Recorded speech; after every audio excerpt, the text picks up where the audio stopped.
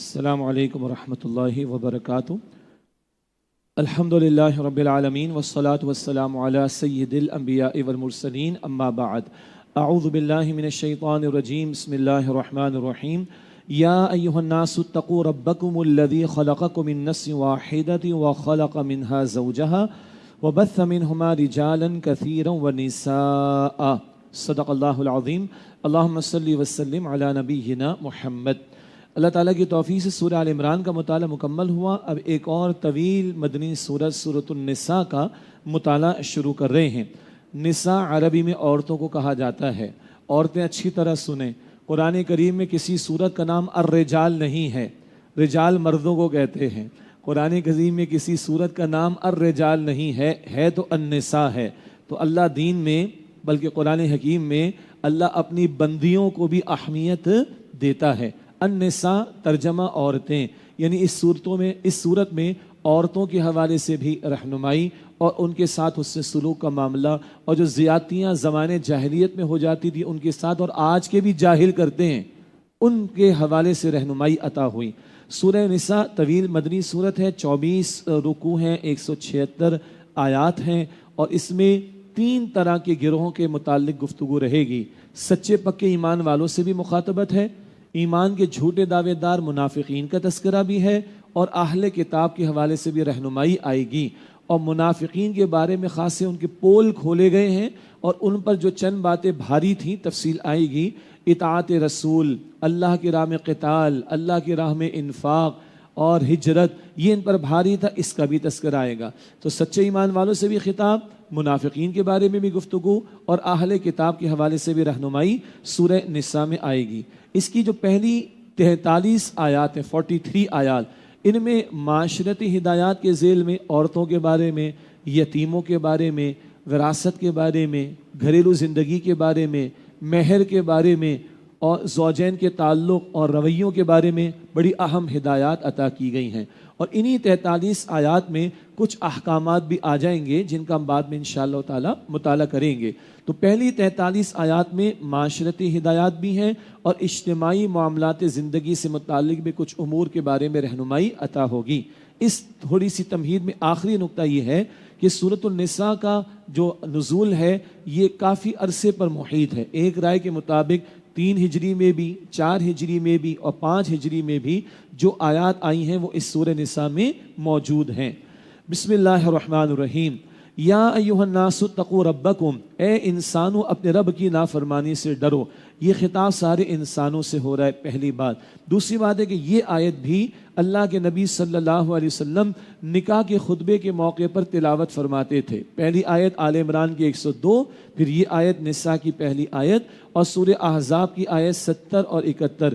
یہ 4 آیات کئی خطبات کے موقع پر اور نکاح کے خطبے کے موقع پر بھی نبی کریم صلی اللہ علیہ وسلم تلاوت فرمایا کرتے تھے۔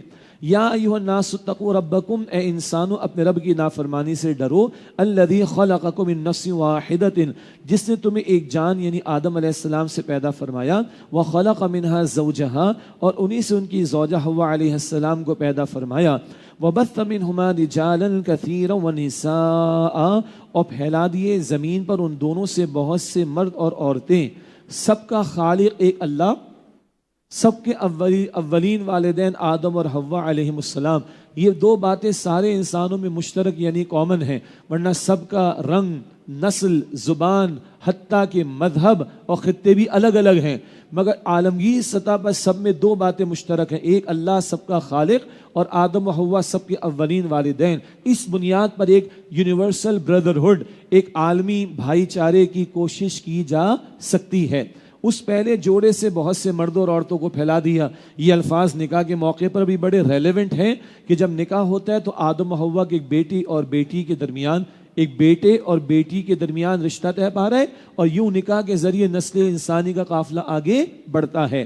واتقوا اللہ، اس آیت میں 2 مرتبہ تقوی کا ذکر ہے۔ پہلے آیا تھا اتقوا ربکم، رب کا تقوی اختیار کرو، اب آ رہا ہے واتقوا اللہ، اور اللہ کی نافرمانی سے ڈرو۔ الذی تساءلون بہ والارحام، جس کے نام میں تم ایک دوسرے سے حقوق مانگتے ہو اور قطع رحمی سے بچو۔ 2 باتیں، اللہ کا نام لے کر حقوق مانگتے ہو، گھروں میں اگر تو بڑوں کی مانی جائے، اب تو آزادی کے چرچے ہیں نا، it's my style, it's my choice, میری مرضی نہ. اگر گھروں میں بڑوں کو کوئی ویٹیج یا ویلیو دی جائے تو ہماری روایات رہی ہیں کہ بالکل آخر میں گھر میں گھٹ پٹ ہوتی تو گھر والے بڑے سمجھانے کے لیے کہتے خدا کے واسطے باز آ جاؤ، اللہ کا خوف کرو. یہی ہے نا. تو اللہ کے نام کی لاج رکھو گے معاملات ٹھیک رہیں گے. نکاح بھی کرتے تو اللہ کا نام لیتے ہو نا، تو معاملات زندگی میں اللہ کے نام کی لاج رکھو گے معاملات ٹھیک رہیں گے. اور والارحام، رحمی رشتوں کا خیال رکھو، کنشپ، بلڈ ریلیشنز، خونی رشتے، اور یہ قطع رحمی سے بچو. اللہ کا حکم ہے، حدیث میں آتا ہے جس کو ہم کہتے ہیں نا رحمی رشتہ، یہ رحم کا لفظ اللہ فرماتے بخاری شریف کی حدیث قدسی، یہ رحمان سے بنا. اللہ فرماتے لفظ رحمان سے ڈرائیو ہوا ہے، بنا ہے. جو اس کو جوڑے گا اللہ فرماتے میں اس کو جوڑوں گا، اور جو اس کو توڑے گا میں اس کو توڑ کر رکھ دوں گا. اللہ اکبر. یہ رشتے جو گھروں میں ہیں، رحمی رشتے، قریبی رشتے، بہن بھائیوں کا رشتہ ہے، چچا بھتیجے کا رشتہ ہے، ماموں بھانجے کا رشتہ، یہ قریبی رشتے جہاں محرم کا بھی معاملہ آ جاتا ہے، ان کی قدر کرنے کو کہا گیا، ان کو جوڑنے کو کہا گیا، اور ان کے توڑنے سے منع کیا گیا. حدیث بچوں کو بھی یاد ہے، لا يدخل الجنت قاطع، قطع تعلق ہی کرنے والا جنت میں داخل نہیں ہوگا. یہ دین اتنا پیارا کہ ان رشتوں کے معاملات کو جنت جہنم سے جوڑ رہا ہے. ان اللہ کان علیکم رقیبا، بے شک اللہ تم پر نگہبان ہے. رشتے جب طے ہوتے ہیں، نکاح جب ہوتا ہے، اس موقع کے اعتبار سے ہم تشریح کرتے ہیں ان اللہ کان علیکم رقیبا، بے شک اللہ تم پر نگہبان ہے. اللہ شوہر کو بھی دیکھتا ہے، بیوی کو بھی دیکھتا ہے، ساس کو بھی دیکھتا ہے، سسر کو بھی دیکھتا ہے، نند کو بھی دیکھتا ہے، بھاوج کو بھی دیکھتا ہے، اللہ داماد کو بھی دیکھتا ہے، اللہ بہو کو بھی دیکھتا ہے. ہم سب یہ یقین رکھیں کہ اللہ ہمیں دیکھ رہے ہیں تو ہم بہت اچھے ہو جائیں گے انشاءاللہ. ہمارے گھروں کے نقشے بہت اچھے ہو جائیں گے انشاءاللہ. ان اللہ کان علیکم رقیبا، بے شک اللہ تم پر نگہبان ہے. وآتوا الیتامی اموالہم ولا تتبدلوا الخبیث بالطیب، اور یتیموں کو ان کے مال ادا کرو اور اپنی ردی چیز کو ان کی عمدہ چیز سے نہ بدلو. ولا تأکلوا اموالہم الی اموالکم، اور ان کا مال اپنے مال کے ساتھ ملا کر نہ کھاؤ. انہ کان حوبا کبیرا، بے شک یہ بہت بڑا گناہ ہے. یتیموں کے بارے میں بھی اس صورت میں رہنمائی آئی کہ ان کا مال ان کو دے دو اور ردی شے کو ان کی عمدہ چیز سے نہ بدلو. یہ نہیں کہ تمہاری ردی ان کو دے کر تم نے ان کا اچھا اپنے پاس رکھ لیا، ہاں جی باٹم لائن تو میں نے پوری کر دی، اتنے کپڑے تھے، اتنے یہ تھے، اتنے یہ آئٹم تھے، باٹم لائن تو پوری کر دی. Who are we playing with? کس کو دھوکہ دے رہے ہیں؟ اپنے آپ کو دے رہے ہیں. We cannot play with Allah subhanahu wa ta'ala.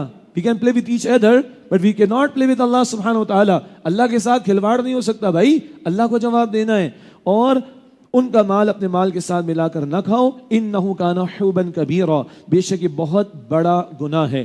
وَإِنْ خِفْتُمْ أَلَّا تُقْسِطُوا فِي الْيَتَامَى، اور اگر تمہیں اندیشہ ہو کہ تم یتیم لڑکیوں کے معاملے میں انصاف نہ کر سکو گے. یہاں یتامہ سے مراد یتیم لڑکیاں، یہی اما عائشہ رضی اللہ تعالیٰ عنہ کی تفسیر ہے. اسی صورت میں آیت نمبر 127 میں ہم پڑھ لیں گے. یہ یتیم لڑکیوں کے بارے میں سمجھایا جا رہا ہے. فرمایا وَإِنْ خِفْتُمْ أَلَّا تُقْسِطُوا فِي الْيَتَامَى، اور اگر تمہیں اندیشہ ہو کہ تم یتیم لڑکیوں کے معاملے میں انصاف نہ کر سکو گے. فَانْكِحُوا مَا طَابَ لَكُم مِّنَ النِّسَاءِ، تو جو دوسری عورتیں تمہیں پسند آئیں ان میں سے نکاح کر لو. مثنا و ثلاثا و رباع، دو دو، تین تین یا چار چار. بس جیسے ہی یہ جملہ آیا اور اسلام و فوبیا والوں کی بمبارڈمنٹ شروع، اپنوں کی بھی بمبارڈمنٹ شروع. سمجھیں بات کو. پہلی بات، اس معاشرے میں جہاں قرآن پاک نازل ہو رہا ہے یتیموں کے ساتھ ظلم ہوتا تھا، ہمارے یہاں بھی ہوتا ہے. یتیم لڑکیوں کے ساتھ کیا ظلم ہوتا تھا؟ جس کی سرپرستی میں آ جاتی یتیم بچی، وہ گھر والا نکاح کر لیتا. اس کا مہر تو دینا نہیں پڑے گا، مال بھی ہڑپ کر لوں گا، پوچھے گا کون؟ یہ ظلم تھا. تو فرمایا جا رہا ہے اگر یہ اندیشہ ہے کہ تم عدل نہیں کر سکو گے یتیم لڑکیوں کے بارے میں اور ان کے ساتھ بھلا معاملہ نہیں کر سکو گے تو ان سے نکاح نہ کرو. باقی تمہیں جو عورتیں پسند آئیں ان میں سے دو دو، تین تین، چار چار، یعنی میکسیمم ایٹ اے ٹائم 4 نکاحوں کی اجازت اللہ نے مسلمان مرد کو دی ہے. ایک تو یتیم لڑکیوں کا معاملہ. دوسری بات یہ عمومی معاملہ بھی ہے کہ جو عورتیں تمہیں پسند آئیں نکاح کر سکتے ہو 2، 3 یا 4 کی حد تک. یہ اجازت ہے بھائی. پچھلی شریعتوں کو دیکھیں، پچھلی کتابوں کو دیکھیں، وہاں کوئی تعداد نہیں تھی، لمٹ نہیں تھی. عرب کے معاشرے کو دیکھیں، جتنے چاہتے نکاح کرتے تھے. اسلام نے پابندی لگا دی، میکسیمم کتنا؟ 4. آگے شرط ابھی آ رہی ہے، کیا؟ فَإِنْ خِفْتُمْ أَلَّا تَعْدِلُوا فَوَاحِدَةً أَوْ مَا مَلَكَتْ أَيْمَانُكُمْ، اور اگر تمہیں یہ اندیشہ ہو کہ تم ان بیویوں کے درمیان عدل نہ کر سکو گے تو ایک ہی بیوی پر اکتفا کرو یا وہ کنیز جن کے تم مالک ہو۔ کنیزوں کا معاملہ وقتی نوعیت کا ہے، 5ویں پارے کے شروع میں ذرا سا ذکر کر دیں گے، علم میں اضافہ ہوگا، فائدہ کچھ نہیں ہے، ابھی کوئی غلاموں کنیزوں کا معاملہ نہیں ہے، علم میں اضافہ ہو جائے گا، بات کی بات ہے۔ اب آئیے نکاح کے اوپر، تو اگر تمہیں اندیشہ ہے کہ تم ان بیویوں کے درمیان عدل نہ کر سکو گے تو ایک ہی بیوی پر اکتفا کرو، عدل کی شرط کے ساتھ اجازت دی گئی ہے۔ اچھا اجازت کس نے دی ہے؟ بولے اللہ تعالیٰ نے نا، تو اب اعتراض کرو، پھر کرو اللہ پر اعتراض، استغفر اللہ ربی من کل ذنب واتوب الیہ انا للہ و انا الیہ راجعون، کھلواڑ بنا کر رکھا ہوا ہے، اللہ نے اجازت دی ہے۔ مغرب کے معاشروں میں 100 عورتوں کے ساتھ ایک بندے کے تعلقات ہوتے ہیں، کسی کو تکلیف نہیں، گندگی کا ڈھیر۔ برطانیہ کے اندر 14 سال کا لڑکا، 9 سال کی لڑکی، زنا کیا، بچہ پیدا ہوا، پوری اسٹیٹ کی سطح پر اخبارات میں ہیڈنگ آئی، اس کو سیلیبریٹ کیا گیا ہے، اس حرام سے پیدا ہونے والے بچے کو سیلیبریٹ کیا گیا ہے، اس پر کسی کو تکلیف نہیں۔ اور اللہ اگر اجازت دے تو منہ کھولتے، مسلمان منہ کھولتے، اپنے ایمان کی خیر منانی چاہیے۔ اور رسول اللہ نے بھی نکاح کیے ہیں صلی اللہ علیہ وسلم، ان کو تو زیادہ کی اجازت اللہ نے دی تھی، سورہ احزاب میں پڑھیں گے۔ ہاں سمجھیں اس بات کو، بٹ نیچرل کبھی امکان ہو سکتا ہے کہ ایک شخص کی نکاح میں ایک بیوی ہے، معذوری آ گئی ہے، کوئی اور مسئلہ آ گیا ہے، اب کیا کرے؟ فارغ کرے اس کو؟ طلاق دینا آسان کام ہے؟ نہ اس کو بھی پروٹیکشن ملے اور شوہر کی بھی فطری خواہش پوری ہو جائے، دوسرا نکاح کر لے، عدل کے ساتھ کرے۔ یہ تو ایک بات ہے۔ ایسے ہی جنگی حالات ہو جاتے ہیں، عورتیں بیوہ ہو جاتی ہیں، تو کیا بیوہ عورتوں کا نکاح نہیں ہونا چاہیے؟ ان کو پروٹیکشن نہیں ملنی چاہیے؟ غور کرے۔ اس طرح بہت سارے امکانات ہیں۔ پھر گلوبلی اگر دیکھ رہے تو عورتوں کی تعداد زیادہ ہے مردوں کے مقابلے میں۔ پاکستان 45% مرد ہیں، 55% عورتیں، کم و بیش 1% کا پلس مائنس ہو سکتا ہے۔ سارے مردوں ساری عورتوں کا نکاح ہو جائے تب بھی کچھ عورتیں بچی رہیں گی نا، تو کیا بہتر ہے ان کے لیے؟ لٹکتی رہیں، بھٹکتی رہیں، پستی رہیں؟ نہ، ایک مرد کی پروٹیکشن مل جائے تو دوسرے نکاح، تیسرے نکاح، چوتھے نکاح کی گنجائش موجود ہے۔ اجازت ہے، حکم نہیں ہے۔ بھائی پریشان کیوں ہوتے ہیں؟ اور عدل کی شرط کے ساتھ ہے۔ باقی عدل پر بعد میں اور باتیں بھی میں کروں گا انشاءاللہ تعالی۔ لوگوں کو بس یہی نظر آتا ہے ذرا کسی کی دیکھ تو نے 2 ہیں، یہ عدل کر رہا ہے کہ نہیں کر رہا؟ او بھائی ایک کے ساتھ بھی عدل کرنا ہے، اولاد ہے اس میں بھی عدل کرنا ہے، سبارڈینیٹس ہیں ان سے بھی عدل کرنا ہے، اپنا جسم ہے، خدا کی قسم اس کے ساتھ بھی عدل کرنا ہے، اس کو بھی آرام دینا ہے۔ عدل صرف 2 بیویوں کے درمیان تھوڑے ہی، یہ بات کسی اور موقع پر آ جائے گی۔ یہ اجازت ہے، اللہ تعالیٰ نے 4 کی میکسیمم حد لگائی ہے اور اس کی ضرورت اور حکمتیں ہوا کرتی ہیں اور عدل کی شرط کے ساتھ ہے۔ ذَلِكَ أَدْنَىٰ أَلَّا تَعُولُوا، یہ زیادہ قریب ہے کہ تم نا انصافی اور ایک کی طرف جھک جانے سے بچ جاؤ، کہ ایک کی طرف لٹک گئے، دوسری بیچاری لٹکتی رہ جائی اور لگے کہ ہے ہی کوئی اس کا کچھ نہیں، عدل کی شرط کے ساتھ گنجائش دی گئی ہے۔ اور عدل بھی کہاں ہے؟ ظاہر کے معاملات میں۔ قلبی معاملہ وہ جھکاؤ ہو سکتا ہے کسی کی طرف، حضور فرماتے تھے عائشہ سے محبت زیادہ ہے مجھے رضی اللہ تعالی عنہا، مگر ظاہری امور میں سب کے ساتھ عدل کا معاملہ حضور نے تمام ازواج کے ساتھ کیا صلی اللہ علیہ وسلم۔ ذالک ادنی اللہ تعولوا، یہ زیادہ قریب ہے کہ تم ناانصافی اور ایک کی طرف جھک جانے سے بچ جاؤ۔ وآتوا النساء صدقاتهن نحلا، اور عورتوں کو ان کے مہر خوشی سے ادا کرو۔ یہ عورت کا حق یعنی بیوی کا حق اور شوہر کے ذمہ فرض ہے۔ سنیں، فرض ہے اور قرض ہے۔ اگر ادا کیے بغیر مر گیا تو اس کے مال میں سے پہلے بیوی کا مہر بطور قرض ادا ہوگا، ذہن میں رہے۔ اور یہ اللہ کا حکم ہے اور اللہ کے رسول علیہ السلام کی حدیث ہے، اچھی طرح سنیں۔ مسند احمد کی روایت، جس نے کوئی مہر طے کیا یعنی شوہر نے، جس نے کوئی مہر طے کیا اور ادا کرنے کا ارادہ نہیں ہے تو وہ قیامت کے دن زانی کی حیثیت میں پیش ہوگا اللہ کے سامنے۔ ڈنڈیاں مارتے لوگ اس کے اندر، لاکھوں لگاتے فضولیات پر مہر ادا نہیں کرتے، ظلم ہے، زانی کی حیثیت میں پیش ہوگا۔ وہ حضور نے فرمایا جس نے کوئی مہر کم یا زیادہ طے کیا اور ادا کرنے کا ارادہ نہیں، وہ زانی کی حیثیت میں پیش ہوگا۔ یہ معاملہ بڑا حساس ہے کتاب و سنت کی تعلیم میں۔ وآتوا النساء صدقاتهن نحلا، اور عورتوں کو ان کے مہر خوشی سے ادا کرو۔ ہاں فإن طبن لكم عن شيء منه نفسا، پھر اگر وہ اپنی خوشی سے تمہارے لیے اس میں سے کچھ حصہ چھوڑ دیں فَقُلُوهُ هَنِيئًا مَرِيئًا، تو اسے خوشگوار سمجھ کر مزے سے کھاؤ۔ ترجمہ تو یہی بنے گا۔ کیا مطلب؟ اگر بیوی خوشی خوشی کچھ چھوڑ دے، آپ نے لاکھ طے کیا، کہتی چل 50 آپ مجھے نہ دیں کوئی مسئلہ نہیں، تو کھاؤ اسے خوشگوار سمجھ کر۔ مگر ایک بات ذہن میں رکھیں، جیسے علماء وراثت کے مسئلے میں بتاتے ہیں نا، وہ جی میں نے بہن نے معاف کر دیا ہے جی، اچھا بیٹا پہلے کیش کر کے بہن کے ہاتھ میں دو پورا کیش، جائیداد ہے تو ذرا بہن کے نام کر دو، اب پوچھو بہن تمہیں دیتی ہے کہ نہیں۔ جیسے وہاں مسئلہ علماء سمجھاتے وراثت کے معاملے میں، یہاں بھی سمجھیں، لاکھ طے کیا ہاتھ میں دے دیں۔ یہ جو ہماری بر صغیر کی ایک ذہنیت ہے نا مردوں کی، ہم ذرا پاور میں ہیں، ہم یہ ہیں، ہم وہ ہیں، عورت جوتی کی نوک پر ہوگی اور معاف تو کر ہی دیا اس نے، نہیں ہوتا معاف۔ باہمی رضا اس کی فری ول سے ہو تو ٹھیک ہے، مگر یہ جبر ہمارے معاشرے میں چل رہا ہے، اس جبر کے تحت سمجھنا کہ معاف ہو گیا، نہیں، ہاتھ میں دے دو بھائی، پھر دیکھو مرضی سے واپس کر دے تو کھاؤ خوشی خوشی، خوشگوار سمجھ کر مزے سے کھاؤ۔ حاصل کلام، بیوی چاہے تو کچھ حصہ چھوڑ سکتی ہے، ویسے ہی معاف کر سکتی ہے، گنجائش ہے۔ اب یتیموں کے بارے میں ہدایت، وَلَا تُؤْتُوا السُّفَهَاءَ أَمْوَالَكُمُ الَّتِي جَعَلَ اللَّهُ لَكُمْ قِيَامًا، اور نہ سمجھ یتیموں کو اپنے وہ مال حوالے نہ کرو جن کو اللہ نے تمہارے لیے زندگی گزارنے کا سہارا بنایا ہے، وَارْزُقُوهُمْ فِيهَا وَاكْسُوهُمْ، اور انہیں اس مال میں سے کھلاؤ اور انہیں پہناؤ، وَقُولُوا لَهُمْ قَوْلًا مَعْرُوفًا، اور ان سے اچھی بات کہو۔ یتیم تمہاری کفالت میں آ گیا، چھوٹا ہے بچہ بچی، اور ابھی اس کا مال تمہارے کفالت میں آ گیا، تمہاری ذمہ داری میں آ گیا، تو اس کے حوالے ابھی نہ کرو، کھلاؤ پلاؤ، لیکن مال حوالے نہ کرو جو اللہ نے زندگی گزارنے کا سہارا بنائے۔ کیا مطلب؟ مال حلال سے ملے اللہ کی نعمت ہے، ضائع نہیں ہونا چاہیے۔ مال اللہ کی نعمت اگر حلال سے ملا ہے، اس کو ضائع نہ کرو، ابھی یتیم کے حوالے نہ کرو، وہ اپنے صحیح غلط کے فیصلے کرنے کی پوزیشن میں نہیں ہے۔ ہاں، وَقُولُوا لَهُمْ قَوْلًا مَعْرُوفًا، اور ان سے اچھی بات کہو۔ وَابْتَلُوا الْيَتَامَى حَتَّى إِذَا بَلَغُوا النِّكَاحَ، اور یتیموں کو آزماتے رہو یہاں تک کہ جب وہ نکاح کی عمر کو پہنچ جائیں۔ اس عمر کو پہنچ کر کچھ شعور تو آ جاتا ہے نا، خرید و فروخت کے اعتبار سے، ڈیسیشن میکنگ کے اعتبار سے کچھ شعور آ جاتا ہے، تو ان کو آزماتے رہو، کچھ پیسے دے کے سودا منگوا لو، کچھ پرچیزنگ کروا کے چیک کرو اس کو سمجھ بوجھ ہوئی کہ نہیں ہوئی۔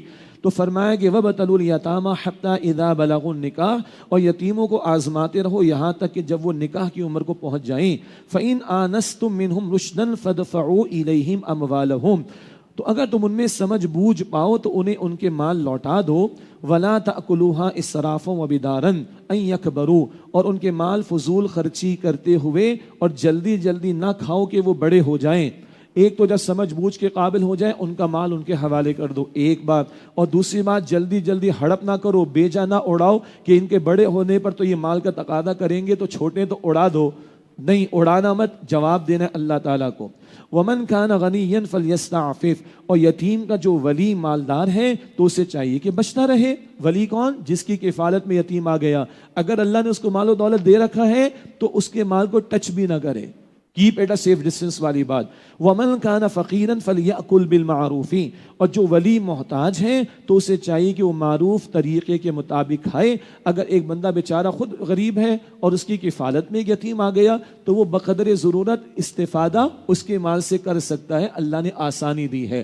اور دل میں مفتی بیٹھا ہوا ہے بھائی، حدیث میں استفتی قلبک، اپنے دل سے پوچھو، اندر سے جواب آئے گا کہاں میں حدود کو کراس کر رہا ہوں، اور سب سے بڑھ کر اللہ کا خوف رکھو تو معاملات ٹھیک چلیں گے۔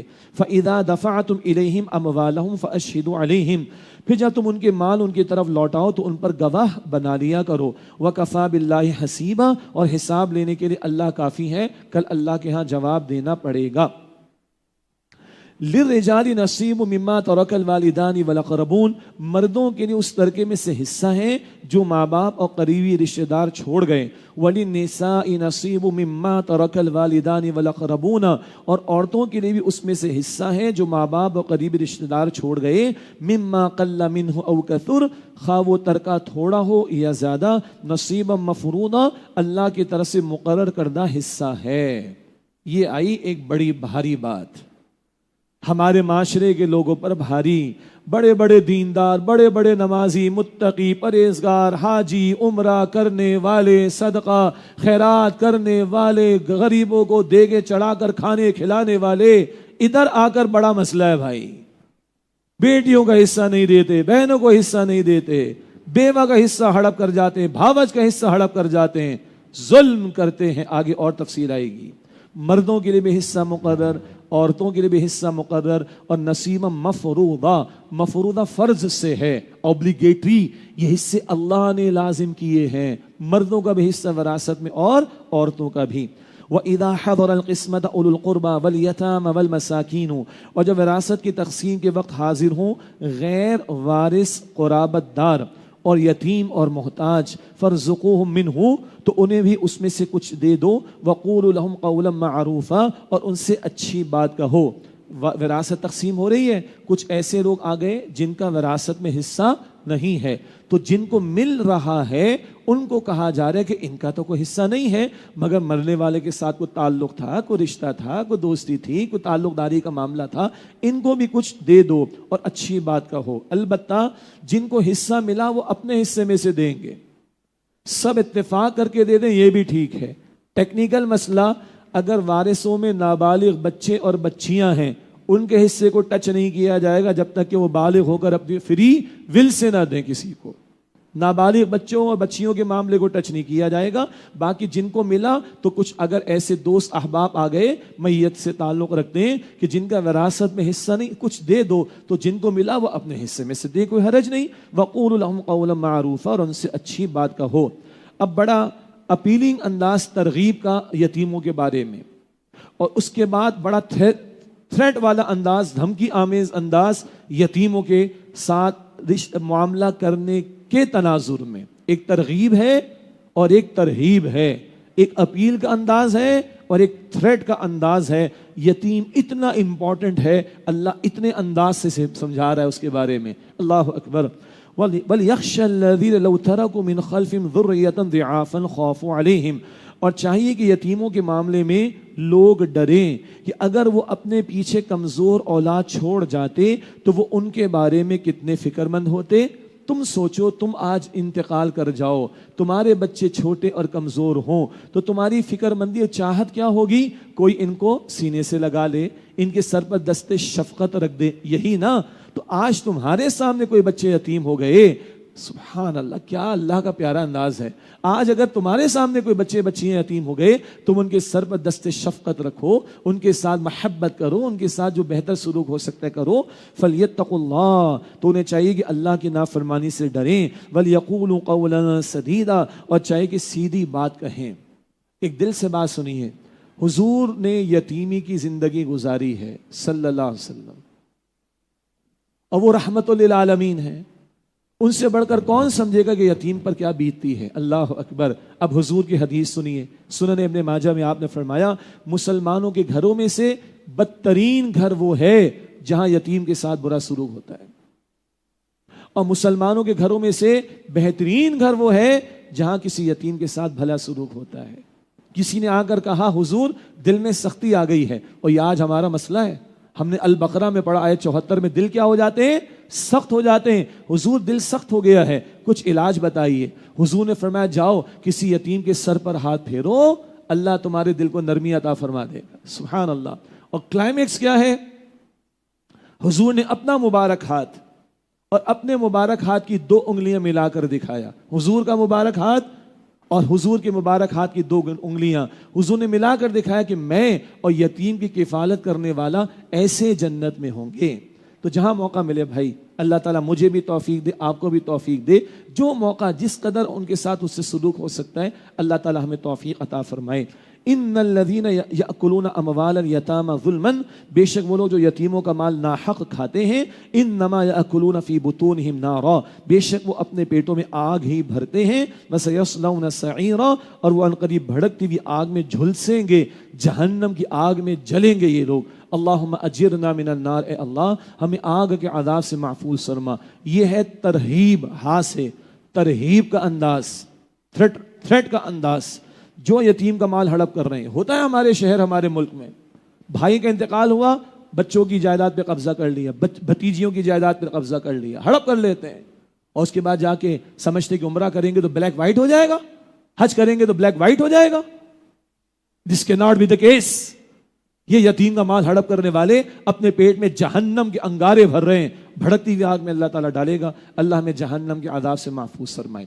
یہ پہلا رکوع ہوا، عورتوں کے بارے میں رہنمائی، بیویوں کے بارے میں رہنمائی، ترکے کے بارے میں رہنمائی، یتیموں کے بارے میں رہنمائی. اب دوسرا رکوع ہے اور بڑا جامع مقام ہے قرآن پاک کا. اگلی جو 2 آیات آ رہی ہیں، آیت نمبر 11 اور 12، وراثت کے حوالے سے احکامات کا بیان، اور ہے یہ بڑا پیچیدہ علم. مدارس میں بھی خاص مفتیان کرام ہوتے ہیں جو علم الفرائض، یہ جو وراثت کے احکامات ہیں، علم الفرائض اسے کہتے ہیں، وہ پڑھاتے ہیں. تو بہرحال 2 آیات میں بڑی تفصیل کے ساتھ اللہ تعالیٰ نے جامعیت کے ساتھ کہیے وراثت کے مسائل کو بیان فرمایا، اور اس پر بڑی بڑی کتابیں لکھی ہیں اہل علم نے. وہ تو ٹیکنیکل مسائل ہیں، جب معاملہ پیش آئے، گھر میں کسی کا انتقال ہو تو شرعی مسئلہ معلوم کر کے اس کے مطابق عمل کرنا چاہیے. اللہ تعالی ہمیں اس کی توفیق عطا فرمائے. 2-3 اصولی باتیں سمجھ لیجئے. یہاں ابھی آیت نمبر 11 اور 12 میں ہم پڑھیں گے ماں باپ کا حصہ، اولاد کا حصہ، بیوی اور شوہر کا حصہ، بہن بھائیوں کا حصہ. قرآن پاک پڑھ جائیے، نماز کی رکعتیں قرآن پاک میں نہیں ملیں گی، فجر کی 2، ظہر کی 4 قرآن پاک میں نہیں ملیں گی، احادیث میں ملیں گی. لیکن کس کا کتنا حصہ ہے اللہ نے خود قرآن پاک میں بتا دیا اگلی 2 آیتوں میں. امپورٹنس کو دیکھیے. اگلی بات، یہ فرض ہے، جیسے آیت نمبر 7 میں آیا مفروضہ، یہ اللہ تعالیٰ کی طرف سے فرض کیا گیا ہے. یہ آیت نمبر 11 میں بھی آئے گا، یہ اللہ کی طرف سے فرض کیا گیا ہے. اسی لیے اس کے علم کو انہیریٹنس کے علم کو علم الفرائض کہا جاتا ہے. اگلی بات، کچھ ترتیب ہے، وہ بنیادی اصول ذہن میں رہے. ایک شخص کا انتقال ہو گیا، مال کو چھوڑ کر گیا ہے، سب سے پہلے اس کا کفن، دفن، اس کے اخراجات. تیجے 40ویں کی بریانی اور قورمے نہیں، پورے محلے کا کھانا نہیں، پورے قبیلے کا کھانا نہیں، غلط، بالکل غلط. صرف اس کا کفن، دفن، یہ اخراجات. قبر بھی پرچیز کرنا پڑتی ہے، یہ اخراجات. ہاں بیٹے گھر والے کر لیں ٹھیک، مگر پہلا خرچہ اس کے مال میں سے ہی نکالا جائے گا. نمبر 1. نمبر 2، اس کے بعد اگر کوئی قرض ہے تو وہ ادا ہوگا، اور اگر بیوی کا مہر نہیں دیا تھا تو وہ قرض ہے، پہلے وہ ادا ہوگا. قرض پہلے ادا ہوگا.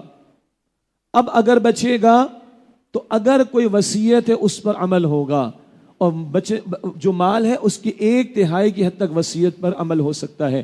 وصیت غیر وارث کے لیے 1/3، یہ بات ہم سمجھتے ہوئے آئے ہیں، وصیت پر عمل ہوگا. اب جو بچے گا یہ ترکہ ہے، یہ تقسیم ہوگا جو اللہ نے حصے بتائے ہیں. تو نمبر 1 کفن دفن کے اخراجات، نمبر 2 قرض کی ادائیگی، نمبر 3 وصیت پر عمل، اور نمبر 4 اب جو بچا وہ ترکہ. یہ تقسیم ہوگا ورثاء میں، اور کوشش کریں مسئلہ پیش آئے تو علماء سے معلوم کریں. اب جو آپ کے سامنے میں ترجمہ کر رہا ہوں اگلی 2 آیات کا، بڑے گہرے مسائل تو وہ ہمارے علم میں بھی نہیں، وہ علماء کا خاصہ، مفتیان کرام کا خاصہ. لیکن جو پہلی مرتبہ سنتے ہیں نا، بس وہ سن کے چلتے رہیں آگے، ٹھیک ہے. کچھ اشارے میں کروں گا، اور بس باقی مسئلہ پیش آئے علماء سے پوچھیں. تفاصیل جاننا چاہیں تفاسیر میں دیکھ لیجئے گا، تفاصیل جاننا چاہیں تو تفاسیر میں دیکھ لیجئے گا، کامنٹریز آف دا قرآن. فرمایا اب بات آ رہی ہے والدین اور اولاد کے حصے کے تعلق سے. پہلے یوصیکم اللہ فی اولادکم، اللہ تمہیں تمہاری اولاد کی وراثت کے بارے میں وصیت فرماتا ہے. للذکر مثل حظ الانثیین، بیٹے کے لیے 2 بیٹیوں کے برابر حصہ ہے. چلو بھائی، یہ جملہ بھی آتا ہے، یہ ہو گیا وہ ہو گیا. اللہ کے بندوں اور اللہ کی بندیوں سنو، عورت پر شریعت میں کفالت کی ذمہ داری نہیں ہے، مرد پر ہے. آج جو کسی کا بیٹا ہے وہ شوہر بھی ہوگا، اس کی بیوی بھی اگر ہوگی تو اخراجات، بچے بھی ہوں گے تو اخراجات. تو اول تو بیوی پر کفالت کی ذمہ داری نہیں ہے، عورت پر کفالت کی ذمہ داری نہیں، ملنا ہی نہیں چاہیے اس کو.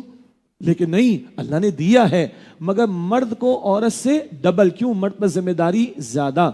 للذکر مثل حظ الانثیین، کہ بیٹے کے لیے 2 بیٹیوں کے برابر حصہ ہے. فإن كن نساء فوق اثنتین، پھر اگر صرف یہ 2 یا 2 سے زائد بیٹیاں ہوں، فلہن ثلثا ما ترک، تو جو ترکہ میت نے چھوڑا ان کے لیے اس کا 2/3 ہے، 2/3۔ اگر 2 یا 2 سے زیادہ فقط بیٹیاں ہیں تو میت نے جو ترکہ چھوڑا ان کے لیے اس کا 2/3۔ وَإِن كَانَتْ وَاحِدَةً فَلَهَا النِّصْفُ، اور اگر ایک ہی بیٹی ہے تو اس کے لیے نصف ہوگا ترکے کا، یعنی آدھا۔ اگر ایک ہی بیٹی ہے تو آدھا، اور 2 یا 2 سے زیادہ بیٹیاں تو 2/3۔ جب اتنا کہتے ہیں نا، اتنا 2/3 1/2 تو بچتا ہے، جو بچتا ہے تو وہ دوسرے ورثاء کو جاتا ہے۔ اب ایک ٹیکنیکل بات، بیٹی ایک ہی ہے تو اس کے لیے آدھا ہوگا۔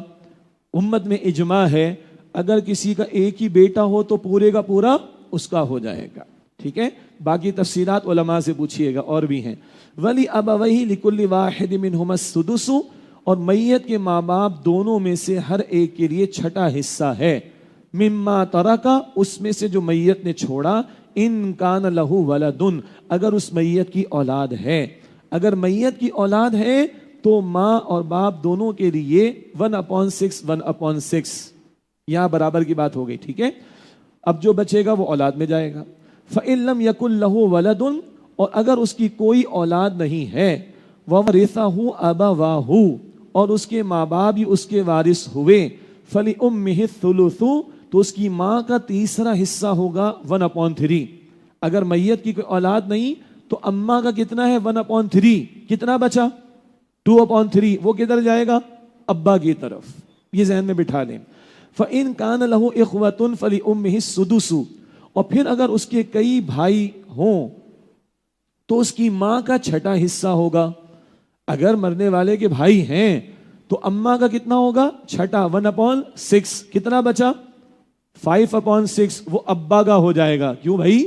جب کل ابا کا انتقال ہوگا تو بھائیوں کو مل جائے گا ابا کے بیٹے ہونے کے ناطے۔ تو اگر اس کے کئی بھائی ہیں تو اس کی ماں کا چھٹا حصہ 1/6 یعنی 5/6 ابا کا ہوگا۔ من بعد وصیت یوصی بہا او دین، یہ تقسیم ہوگی اس وصیت پر عمل کرنے کے بعد جو مرنے والا کر گیا یا اس کے قرض ادا کرنے کے بعد۔ میں نے وصیت و قرض کا آپ کو بتایا تھا نا؟ اچھا آپ دیکھیں، یا وصیت کا ذکر پہلے یا قرض کا؟ وصیت کا۔ میں نے آپ کو کیا بتایا؟ قرض پہلے۔ تو یہ میں نہیں بتا رہا، یہ پوری امت کا اس پر اتفاق ہے۔ تو پھر قرآن میں وصیت کا ذکر پہلے کیوں ہے؟ سنیے، جس کا تو قرض ہے وہ چھوڑے گا؟ وہ تو آ جائے گا، گھر کے چکر لگائے گا۔ اور جس کے بارے میں وصیت کی اس بیچارے کو شاید پتہ بھی نہ ہو، مرنے والے نے جس کے بارے میں ول لکھوائی ہو، وصیت کی ہو، اس غریب کو شاید پتہ بھی نہ ہو، تو اس کی اہمیت کا اظہار کیا ہے اللہ نے وصیت کا ذکر پہلے فرما کر۔ حالانکہ ترتیب کیا ہے؟ کفن دفن، پھر قرض، پھر وصیت، پھر ترکے میں حصے تقسیم ہوں گے، لیکن وصیت کی اہمیت کے اظہار کے لیے وصیت کا ذکر اللہ نے پہلے فرمایا، آگے بھی یہ ترتیب آئے گی۔ من بعد وصیت یوصی بہا او دین، یہ تقسیم ہوگی اس وصیت پر عمل کرنے کے بعد جو مرنے والا کر گیا یا اس کے قرض ادا کرنے کے بعد۔ آباؤکم و ابناؤکم، تمہارے باپ اور تمہارے بیٹے، لا تدرون ایہم اقرب لکم نفعا، تم نہیں جانتے کہ ان میں سے کون تمہیں نفع پہنچانے کے اعتبار سے زیادہ قریب ہے۔ تو فرمایا فریدۃ من اللہ، یہ حصے اللہ کی طرف سے مقرر ہیں، اسی کے مطابق تقسیم کرو۔ اللہ خالق اور پوری کائنات کا مالک اور پوری کائنات کا مدبر، انتظام فرمانے والا، وہ بہتر جانتا ہے کس کو کیا پہنچنا چاہیے۔ فریدۃ من اللہ، یہ حصے اللہ کی طرف سے مقرر ہیں۔ ان اللہ کان علیما حکیما، بے شک اللہ خوب جاننے والا، بڑی حکمت والا ہے۔ یہ تو ہوا والدین اور اولاد کا ذکر۔ اب آ رہا ہے زوجین کا بیان، پھر بہن بھائیوں کی ایک خاص قسم کا ذکر آئے گا، عرض کریں گے آگے انشاءاللہ۔ اب آ رہے ہیں شوہر بیوی کے تعلق سے۔ وَلَكُمْ نِصْفُ مَا تَرَكَ أَزْوَاجُكُمْ، اور اس ترکے میں سے جو تمہاری بیویاں چھوڑ جائیں تمہارے لیے نصف یعنی آدھا ہے، 1/2۔ إِن لَمْ يَكُنْ لَهُنَّ وَلَدٌ، اگر ان کی اولاد نہ ہو، تو اگر بیوی چھوڑ جائے کچھ ترکہ اور اولاد نہیں ہے تو تمہارے لیے آدھا نہیں شوہر کے لیے۔ فَإِن كَانَ لَهُنَّ وَلَدٌ، پھر اگر ان کی اولاد ہو، فَلَكُمُ الرُّبُعُ مِمَّا تَرَكْنَ، تو تمہارے لیے چوتھائی ہے اس میں سے جو وہ چھوڑ جائیں۔ اگر اولاد ہوگی تو شوہر کو کتنا ملے گا پھر؟ 1/4۔ من بعد وصیت یوصین بہا او دین، اس وصیت پر عمل کرنے کے بعد جو وہ کر گئیں یا ان کے قرض ادا کرنے کے بعد. یہ ترتیب پہلے بھی آ چکی. اب بیویوں کے لیے کتنا ہے؟ وَلَهُنَّ الرُّبُعُ مِمَّا تَرَكْتُمْ، اور ان بیویوں کے لیے ان میں سے جو تم چھوڑ جاؤ چوتھا حصہ ہے. آدھا ہو گیا. بیویوں کے لیے کتنا؟ 1/4. اب ذرا دوسرا مسئلہ، کسی کی ایک سے زیادہ بیویاں ہوں، 2 3، تو یہ 1/4 ان میں ڈسٹریبیوٹ ہو جائے گا. ٹھیک ہو گیا. اول تو کم ہی لوگوں کا معاملہ ہے، لیکن اگر کسی کی ایک سے زائد بیویاں ہوں تو یہ والا 1/4 ان میں ایکولی ڈسٹریبیوٹ ہو جائے گا. وَلَهُنَّ الرُّبُعُ مِمَّا تَرَكْتُمْ، اور ان بیویوں کے لیے اس میں سے جو تم چھوڑو چوتھا حصہ ہے. إِن لَمْ يَكُنْ لَكُمْ وَلَدٌ، اگر تمہاری اولاد نہ ہو. فَإِن كَانَ لَكُمْ وَلَدٌ، پھر اگر تمہاری اولاد ہو. فَلَهُنَّ الثُّمُنُ مِمَّا تَرَكْتُمْ، تو ان کے لیے اس میں سے جو تم چھوڑ جاؤ 8واں حصہ ہوگا. یہ 1/8 رہ جائے گا اگر اولاد ہے. اور پھر وہ بات، اگر ایک سے زیادہ بیویاں ہوں گی تو انہی میں ایکول ڈسٹریبیوشن ہو جائے گی. من بعد وصیت توصون بها او دین، اس وصیت پر عمل کرنے کے بعد جو تم کر گئے یا تمہارا قرض ادا کرنے کے بعد. یہ تفصیل پہلے بھی وصیت و قرض کی آ چکی. اب آ رہا ہے بہن بھائیوں کا بیان، مگر ایک خاص بہن بھائی. کیا مطلب خاص بہن بھائی؟ وہاں عربوں میں شادیاں زیادہ ہوتی تھیں، تو ایک شخص ہے اس کی ایک سے زیادہ بیویاں ہیں، تو اس اعتبار سے بہن بھائیوں کی اقسام بھی ہو جاتی ہیں. یعنی ایک تو سگے بہن بھائی ہیں، والد اور والدہ سیم ہیں. پھر ایک شکل ہوتی ہے کہ ایک شخص ہے اور اس کی 2 شادیاں ہیں، تو پھر کیا ہے، ایک بیوی سے بھی اولاد، دوسری بیوی سے بھی اولاد، تو ان میں ماں مشترک ہو جاتی ہے. تو جہاں ماں مشترک ہو جائے ان کو کہتے ہیں اخیافی بہن بھائی. اخیافی بہن بھائی، ان کا مسئلہ یہاں پر بیان ہو رہا ہے. اور جو مشترک ہے ماں باپ یا باپ مشترک بہن بھائی ہیں، ان کا مسئلہ اس صورت کے آخر میں بیان ہوگا.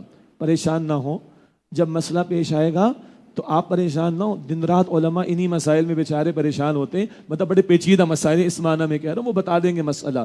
صرف نقطہ کیا ہے، یہاں ماں شریک بہن بھائی، اخیافی بہن بھائی، ان کا مسئلہ ہے.